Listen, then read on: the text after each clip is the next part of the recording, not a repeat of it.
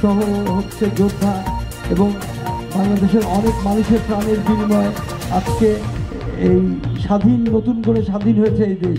কিন্তু স্বাধীনতার পরেও দেখতে পাচ্ছি যে দেশের মধ্যে অনেক অরাজকতা তৈরি হয়েছে। অরাজকতার মধ্যে অন্যতম হচ্ছে চাঁদাবাজি। চাঁদাবাজি, দখলদারিত্ব, এটা একদম রুট লেভেলের সাধারণ মানুষ ইফেক্টেড হয়। রাজনৈতিক দলের শীর্ষ নেতৃত্ব তারা কিন্তু চাচ্ছে না যে তারা এরকম কাজ করুক। তারা কিন্তু চাচ্ছে যে তারা দলের জন্য, দেশের জন্য, মানুষের জন্য কাজ করুক। তারপরেও কিছু রাজনৈতিক ছদ্মবেশে এসে এই চাঁদাবাজিগুলো করতেছে। রাজনৈতিক দলের উপর ভর করে তারা শক্তি সঞ্চয় করে সাধারণ মানুষকে নির্যাতন, নিপীড়ন করছে। তো এটা আমার কাছে একটা চিত্র মনে হয়। তো এই চিত্র থেকে আসলে বাইরে হওয়া যায় কী করে? আমার এলাকাতে একটা হাসপাতাল আছে, সেই হাসপাতালে আমার দলের কর্মী কাছ থেকেও অ্যাম্বুলেন্সের জন্য চাঁদা নেওয়া হচ্ছে। সিএনজি স্টেশন, কোর্টের রেজিস্ট্রি অফিস থেকে, বালুমহল, বিভিন্ন জায়গার থেকে বিভিন্ন দলের রাজনীতিবিদ, তারা আসলে রাজনীতি করে না, তারা মানুষকে শোষণ করে, কিন্তু রাজনীতির নাম করে তারা হচ্ছে শক্তি সঞ্চয় করে কাজগুলো করে। তো যে এই শক্তিশালী সিন্ডিকেটকে ভাঙতে গেলে শুধুমাত্র রাজনীতি দিয়েই কিন্তু করা যাবে না। আমার কাছে মনে হয়েছে যে রাজনীতির পাশেও সামাজিক, সাংস্কৃতিক, বিভিন্ন পেশাজীবী, গণমাধ্যম সবাইকে যদি সচেতন করা যায়, সবাইকে যদি ঐক্যবদ্ধ করা যায় এবং এই সব মানুষগুলো মিলে যদি একটা কার্যকরী একটা পদক্ষেপ নেওয়া যায়, তাহলে আমাদের কাছে মনে হয় সাধারণ মানুষ এই চাঁদাবাজি, দখলদারি থেকে মুক্তি হয়। আমি যেহেতু একটা রাজনৈতিক দলেরও প্রতিনিধিত্ব করি, তো আমি একটা বাইপাসের এখানে একজন নাতি তার দোকান দখল করে বা তাকে তুলে দিয়ে একটা রাজনৈতিক দলের অফিস করতে চায়। তো যে রাজনীতি করতে চায় তার তো অনেক মানবিক হওয়ার কথা।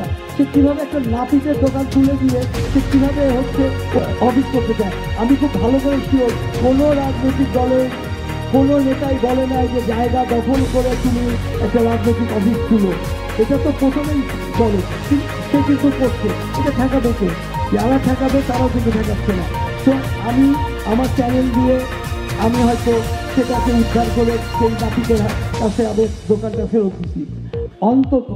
অন্তত পাবনা জেলা জাসাস, বুলবুল কলেজ জাসাস সহ অন্য যারা আছে, অন্তত বাংলাদেশে হয়তো পারবো না, হয়তো কিছু একটা এলাকায় আমরা চাঁদাবাজ মুক্ত করতে পারবো যদি আমাদেরকে যদি সবাই সহযোগিতা করে, আমাদের পাশে যদি থাকে এবং তারা যদি মনে করে এটা আমার প্রবলেম না, এটা আমাদের প্রবলেম, তাহলে হয়তো আমরা চাঁদাবাজ মুক্ত করবো। যদি চাঁদাবাজ মুক্ত যদি করতে পারি, তাহলে পরে শহীদ প্রেসিডেন্ট জিয়াউর রহমান যেরকম বাংলাদেশের স্বপ্ন দেখছিল, আমাদের দেশ নেত্রী বেগম খালেদা জিয়া যেরকম স্বপ্ন দেখছিল, আমাদের দেশ নায়ক তারেক রহমান যে প্রতিশ্রুতি দিয়েছে বাংলাদেশের মানুষের কাছে যে চাঁদা মুক্ত, দখলদার মুক্ত একটা সুশাসন এই দেশে হবে, তো তার এই প্রতিশ্রুতি বাস্তবায়নের জন্য জেলা জাসাস কাজ করছে, আগামীতেও করবে।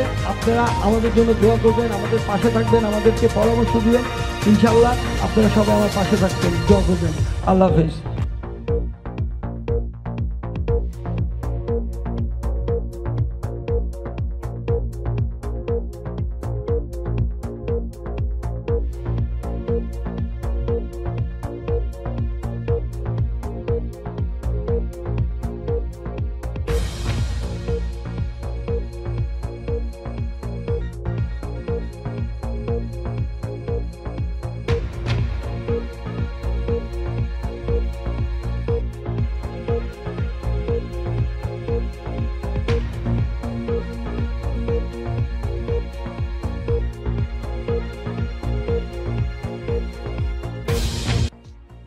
এবারে আমি প্রধান অতিথি দেশ নায়ক বাংলাদেশের প্রাণ তারেক রহমানকে তার বক্তব্য রাখার জন্য সনির্বন্ধ অনুরোধ করছি।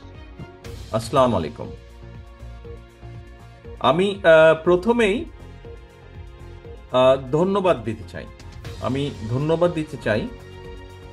আজকের এই অনুষ্ঠান যারা আয়োজন করেছেন, পাবনা জাসাস, সাধারণত ধন্যবাদ পটলের পরে হয়, আমি প্রথমেই দিয়ে শুরু করতে চাই।